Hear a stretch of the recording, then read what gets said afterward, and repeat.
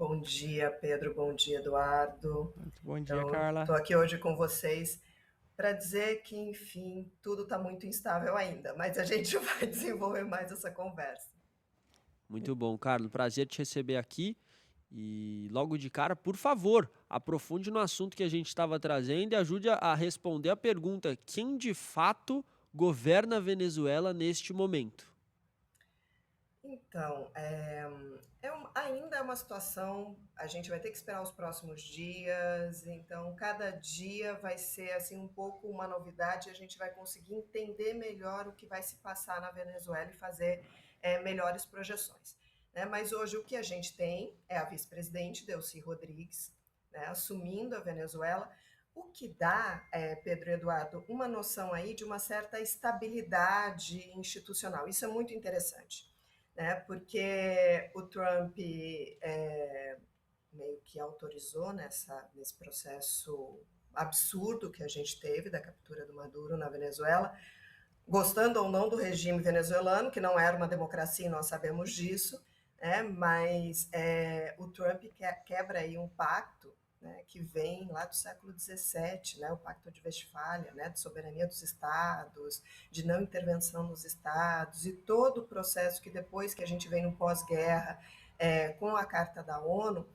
Então, isso tudo é colocado em xeque, né, nesse momento em que o Trump captura o Maduro, um presidente de um outro país, no território dele. Então, a Delcy Rodrigues hoje é quase uma escolha natural por tentar manter uma certa governabilidade na Venezuela.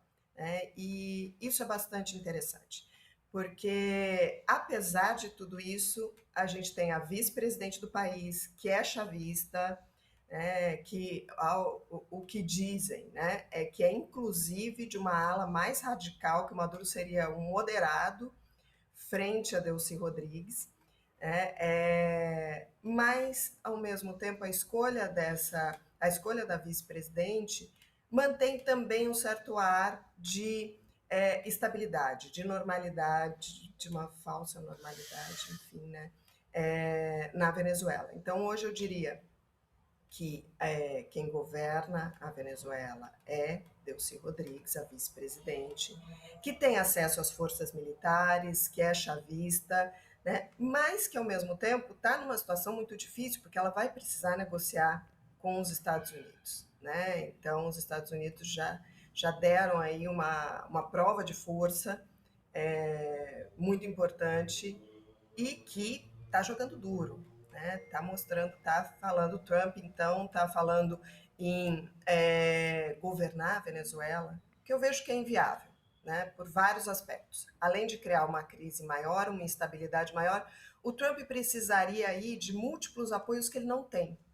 né? Que um apoio do Congresso, da própria ONU, dos países que compõem a ONU, né?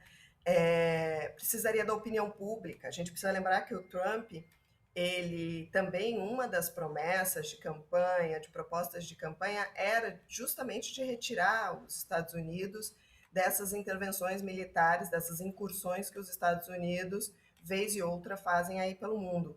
Né? Então, o Trump também não tem o apoio popular. Por mais que isso, né, seja aí, de certa forma, ajude um pouco o Trump nesse processo interno, dessa guerra interna que ele tem aí, né, o Epstein para explicar, ele tem que dar aí, né, inflação norte-americana, que a gente ainda não sabe muito como é que está depois do shutdown.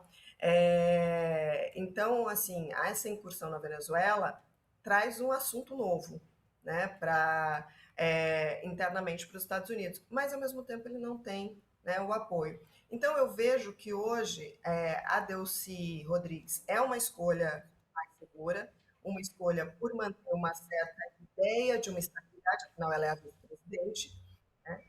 Mas ao mesmo tempo ela vai ter que lidar, e talvez ela tenha bastante capacidade para isso, lembrando que ela tem experiência, né, com a diplomacia, então de jogar esse jogo que vai ser, ao mesmo tempo negociar com os Estados Unidos, também com as forças nacionalistas militares da Venezuela. Ô Carla, e até pegando esse gancho também, que você falou muito dessa questão geopolítica do Trump, como que fica se isso abre outras possibilidades para outras questões geopolíticas que estão acontecendo? Se ele fez isso com a Venezuela, o que impediria, né, no caso, a Rússia com a Ucrânia, a China com Taiwan, como é que isso reverbera no mundo entre esses governos? Então, isso é muito. O que aconteceu é muito grave, né? Porque a gente. Assim, a justificativa do Trump, né, ficou muito evidente, né? Se antes a gente tinha os Estados Unidos fazendo incursões pelo mundo em defesa da democracia, o Trump deixou muito claro que a incursão norte-americana na Venezuela foi por conta do petróleo, né? E abre um precedente muito ruim. Abre um precedente muito ruim porque, de fato, né, se os Estados Unidos invadem a Venezuela, eles estão querendo um pouco, mais uma vez, o Trump está querendo fragilizar o sistema internacional. Né? Isso não é novidade, isso a gente já vê, né, a gente já viu no outro mandato dele, e esse vem ainda com mais força,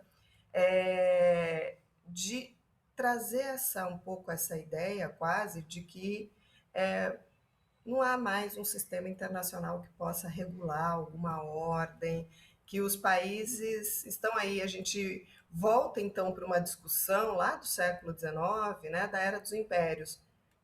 Quem for grande pode invadir o pequeno, pode tomar outros de assalto, então há uma disputa aí, né? Pode haver disputas territoriais, pode haver disputas de territórios, a despeito de qualquer direito internacional, ou né, ou das posições da ONU. Então, isso abre um precedente muito ruim, Pedro, Sim, muito ruim mesmo. Né? Então, hoje a gente está ficando num mundo cada vez mais incerto. Então, sim, os países menores, países mais frágeis. Trump acabou de falar da Colômbia, né? Então, não quer dizer que ele vai fazer. O Trump blefa muito, como a gente sabe, mas você tem aí uma insegurança. Então, hoje, e talvez para os próximos anos, a gente viva numa ideia de um mundo muito mais inseguro, que foi boa parte da história da humanidade. É bom lembrar sim, disso, né? A gente vem de uma estabilidade maior, de um sistema internacional mais regulado, no pós-Segunda Guerra Mundial. Né? A gente tem a Paz de sim, Westfália, a gente tem a criação dos estados, então isso foi criando aí, né, muitas disputas de território, né, mas após aí, né, a Segunda Guerra Mundial, a gente tem um período de paz, mas esse período ele é muito menor, né, na nossa história do que os períodos aí de guerras e intervenções. sim. Certo. Muito obrigado pelas informações, Carla. Obrigado por participar aqui com a gente. Até uma próxima. Imagina, eu que agradeço. Obrigada, gente.